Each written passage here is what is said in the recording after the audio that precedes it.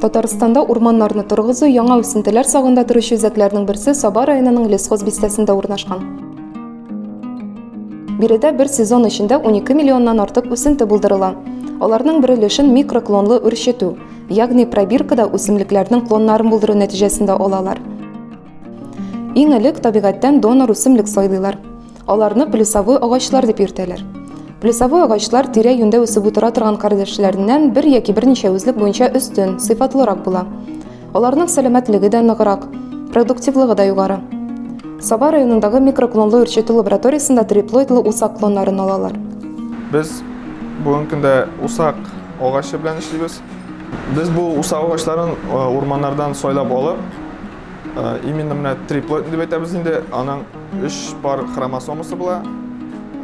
Гадиләрендә инде 2 генә пар. Шушы 3 пар хромосомалары булган усаклар, алар тизрәк үсә һәм инде ширүгә бирелми. Шуның өчен именно менә шушы агачлар белән эшлибез. Асыл үсентеләрдән шыршы, нарат, туйлар, зәңгәр шыршылар, шундый үсентеләр үстерәләр инде. Микроклонлы үрчетүнең киләсе этабы стериль культура булдыру. Бу этап үсемлекне төрле авырулардан азат итү өчен кирәк. Мәсәлән, үсемлекне бактерияләр тудыра торган йогышлы авырулардан арындыру өчен антибиотиклар кулланалар. Аннан лаборатория шартларында донор үсемлекнең күп сандагы клоннарын ясыйлар. Клоннар төрле туклыклы матдәләр, витаминнар, фитогормоннар белән баетылган тирәлекләрдә үсә һәм ниһаять клоннар тамыр җибәреп үсә дә башлый. Икотна үсәдә, икотнадан соң әле без общем, үзебезгә тагы шушында алып чыгып тагы кисәбез, менә шулай итеп үрчетәбез бит инде. И аннары 2 ай вакыт үткәннән соң шул кискән агачлар бездә әле 2 ай монда торалар. Аннары чыгарып җибәрәбез без аларны тегендә грунтка утыртырга. Менә шул кичкенә ниләрен 2 айдан соң. Ярты миллион үсенте күп тыелса да, аның белән генә ерак китеп булмый.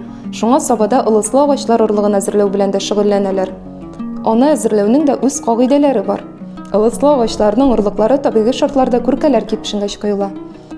Орлыкларны күп итеп әзерләгәндә киптерү эше белән махсус җайланмалар мәшгуль була. Җайланмадагы корытылган һава орлыкларга күркәләрдән чыгарга ярдәм итә. Шыршы нарат орлыкларының зур булмаса да өрәңге орлыкларыныкы кебек үк канатлары бар. Әлеге канатлар орлыклар җил белән таратылганда зур әһәмияткә ия. Орлык әзерләгәндә исә канатларның кирәге калмый. Шуңа орлыкларның канатларын кисәләр. Моның өчен аларны канатсызландыру җайланмасына озаталар. Шулай итеп, орлыкларны катнашмалардан чистарту, сыйфатларын тикшерү, саклау, чәчү кебек бик күп этапларны уза-уза, орлык эшкәртү үзәге елына 12 миллионнан артык үсентене аякка бастыра.